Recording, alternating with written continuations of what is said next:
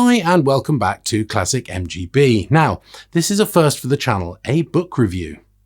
I collect books on the MGB and have a fair amount of them, most found on used book sites as many are out of print. However, MGB-the Superlative MG, a title that harks back to the original advertising for the MGB, was published in 2021 and is widely available. Now, the author, David Knowles, is one of the most prolific writers on MG history, especially the post-Second World War period, and has been researching and writing mainly about MGs and Triumph over 30 years. MG, the Superlative MGB, is the most detailed book I've found on the history and development of the car, and we can't hope to cover everything in the 350 pages of detailed, well-illustrated information in this short video. So let's dive in and take a quick look. The acknowledgements at the front of the book are a testament to the number of illustrations included, and the 4-page timeline of the MGB from November 1955 to the 20th of October 1992 gives an insight into the detail to come in the book. Chapter 1 explores the MG legacy with a little on the history and the people involved. One interesting fact I picked up from the book was the original capital approval for the MGB in 1958 was around £444,000. A lot of money in those days, but retooling a new car these days would run into many millions. Chapter 2 focuses on the evolutionary process from the MGA to the MGB, including the early attempts like the EX205 and the Frua MGA. The chassis v monocoque debate is explained, together with more information on the variations of the EX214. Development of the engine and suspension systems are also discussed, as well as that Renault story. Chapter 3 delves into the early production of the MGB and is comprehensively illustrated with photos.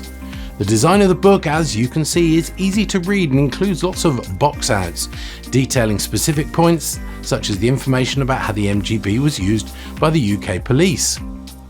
Chapter 4 covers development of the hardtop and the MGB-GT. It's been well documented that the MGB-GT was styled by Italian design house Pininfarina. But the book explores the story in more detail, hinting that a lot of the ideas in the original drawings were incorporated into the final car. Chapter 5 outlines the development of the MGC. In many ways, the MGC story is one of if-onlys, from the abandonment of the development of a V6 engine to the initial tyre pressure problems when the car was originally test-driven by journalists. Despite the model being on sale for only a couple of years, there's enough detail here for any MGC aficionado. Chapter 6 focuses on the lightweight specials, the GTS models. From the first car named Mabel, so named from the registration number MBL546E, to RMO699F named Romeo, the detail elsewhere in the book is replicated in this chapter, and as you can see, the imagery is equally impressive. Chapter 7 is titled BL, Roy Haynes and Rostyles, and charts the development of the model through the early 70s under British Leyland management and the ex-Ford employee Roy Haynes. Interesting asides include the impact of the upcoming federal legislation and the various minor facelifts to the grille.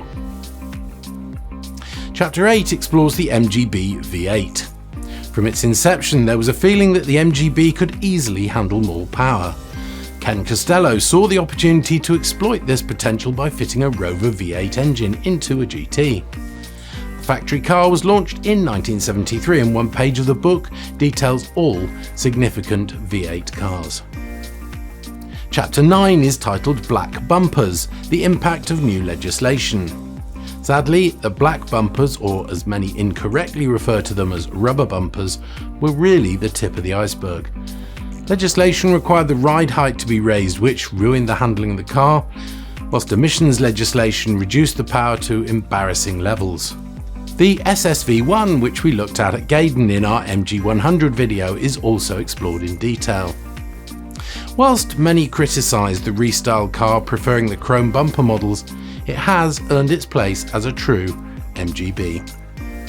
Chapter 10 covers the end of the road for MGB production, including the now inexplicable reason why British Leyland favoured the Triumph TR7 over the MG, as well as the public protests over the closure of the Abingdon factory and that failed takeover attempt by Aston Martin. On to Chapter 11. Now, automotive advertising is often indicative of the times, and through its 18-year production run, the MGB was no exception. This chapter, entitled, not surprisingly, "Your Mother Wouldn't Like It," from the often used advertising slogan, charts the history of advertising the car in both the home and export markets. The story of the US commercial where an MGB is dropped by parachute, including the first failed attempt, is well documented too. Chapter 12 covers the history of the MGB and MGC in motorsport from 1963 at Sebring through to around 1974. Of course, there are several current race series that still feature MGBs, including the MGB-CV8 series in the UK. So despite not being built for over 40 years, the MGB has a place in modern motorsports. Clearly, Abingdon is the spiritual home of the MGB, but it was also built in various overseas markets, principally from complete knockdown or CKD kits, and this is explored in Chapter 13. These markets include Australia, Belgium, Ireland, and they even did a trial in Malta, but the numbers were considered too small. The final chapter, the postscript, outlines the activity since the factory closed and includes information on the RV8, as well as the recent Heritage Shell electric MGB. So all in all, I think this book is probably the definitive work on the MGB, and as such, is a must in every MGB enthusiast's library.